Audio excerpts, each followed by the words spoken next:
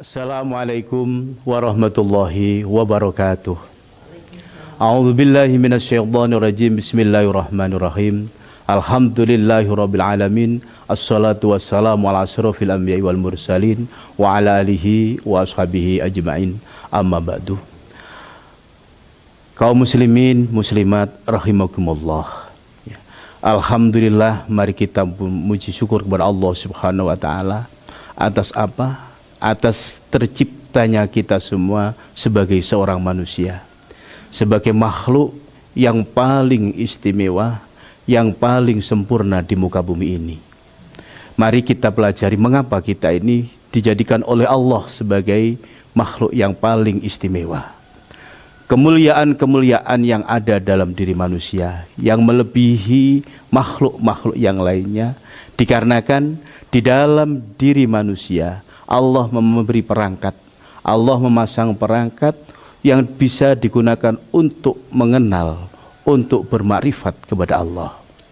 Kemuliaan manusia ini berubah, maluhu wa kamaluhu wa fahruhu, kalau Imam Ghazali berkata. Dan kemuliaan manusia di akhirat ini dengan iddatuhu wa dahruhu, dengan persiapannya ketika dia masih hidup di dunia. Saya akan membahas tentang perangkat apa yang dipasang oleh Allah di dalam diri kita untuk bisa kembali mengenal Allah dan bisa kembali kepada Allah dengan sempurna. Perangkat yang dipasang oleh Allah yang pertama biqalbin atau dengan hati. Yang kedua bil jawarih atau dengan anggota badan. Hati huwa alimun billah. Hati inilah nanti yang akan bisa kembali mengenal Allah, bisa tahu dengan Allah. Hati ini yang bisa mutaqarrib ilallah, bisa mendekat dan mendekat kepada Allah. Hati ini yang bisa amil lillah. Setiap amal kita hanya tertuju untuk Allah Subhanahu wa taala. Dan hati ini adalah sa'i ilallah, yang berjalan menuju Allah. Dan hati ini adalah al-mukasyif bima indallah, yang mendapatkan pembuka, yang dibuka oleh Allah adalah hati kita. Perangkat yang kedua yang dipasang oleh Allah dalam diri manusia untuk kembali bermakrifat kepada Allah, untuk mengenal Allah dan berpulang kepada Allah dengan sempurna adalah bil jawarih atau dengan anggota badan.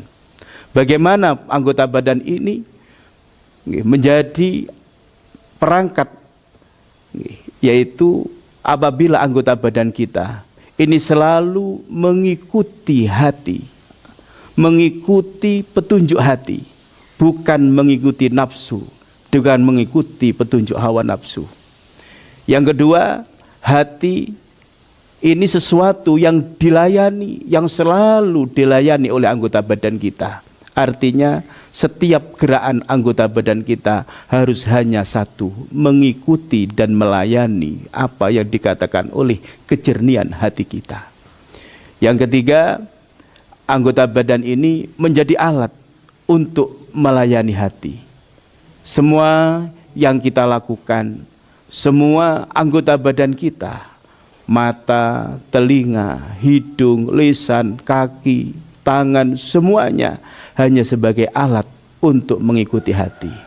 Maka bisa disimpulkan bahwa hati itu posisinya seperti raja.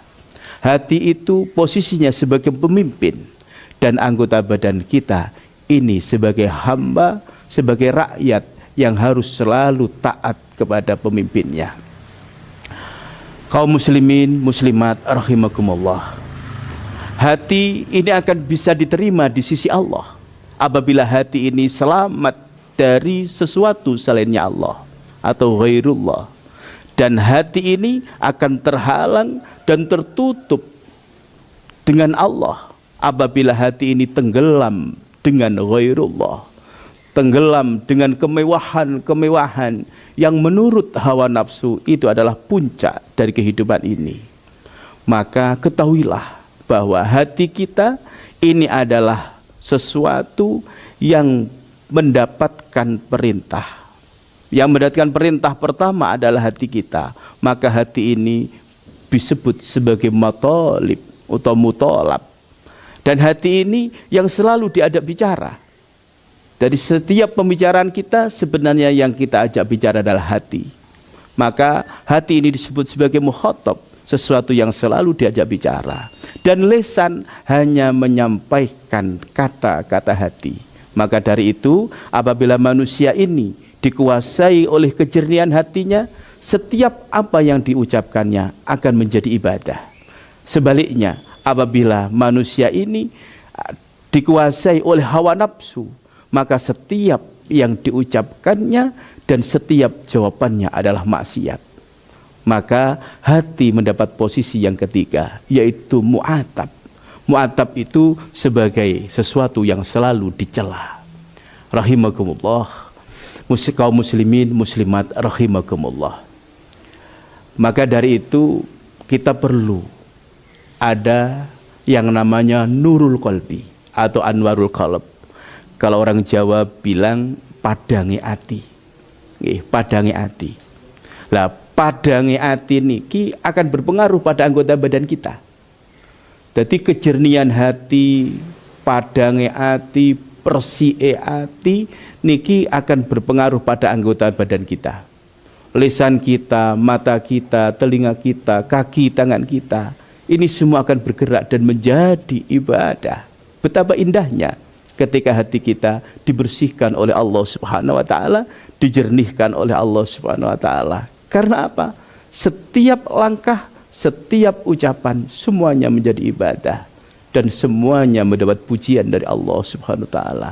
Betapa indahnya apabila kita semua hatinya dibersihkan oleh Allah Subhanahu wa taala dari semua kata-kata hawa nafsu, dari semua bisian-bisian hawa nafsu. Sebaliknya, apabila hati kita tenggelam dalam idlamuh atau idlamul qalbi, wong Jawa ngomong petenge ati. Karena apa? Petenge ati niku berpengaruh kepada semua anggota badan kita. Anggota badan kita ini akan bergerak menjadi maksiat, akan berucap menjadi dosa karena kotornya hati ini. Kaum muslimin muslimat rahimakumullah, bisa saya simpulkan, apabila manusia tahu dengan hatinya, maka dia akan tahu dengan dirinya. Maka seringlah kita bermuhasabah, meneliti tentang diri kita sendiri. Yang kedua, apabila manusia ini tahu dengan dirinya, maka dia akan tahu dengan Tuhannya. Man arafa nafsah faqad arafa rabbah. Yang ketiga, apabila manusia tidak tahu dengan hatinya, dengan keadaan hatinya, maka dia tidak akan tahu dengan keadaan dirinya. Orang ini akan hidup terombang-ambing, tidak ada kejelasan. Dia akan pulang dengan tersesat dan dia tidak akan pernah menemukan dan bertemu dengan Tuhannya. Yang keempat, apabila manusia tidak tahu dengan dirinya, maka dia tidak akan pernah tahu dengan Tuhannya. Mudah-mudahan sedikit yang kami sampaikan ada manfaat bagi diri saya pribadi dan bagi panjenengan semua. Mudah-mudahan Allah selalu memberi hidayahnya kepada kita dan Allah tidak akan pernah, mudah-mudahan tidak pernah mencabut hidayah yang sudah diberikannya dan selalu memeliharanya sampai kita bertemu dengannya. Allahumma amin. Cukup sekian, ada kurang lebihnya saya menyampaikan, mohon maaf. Wallahu muwaffiq ila muthoriq walafu minkum. Wassalamualaikum warahmatullahi wabarakatuh.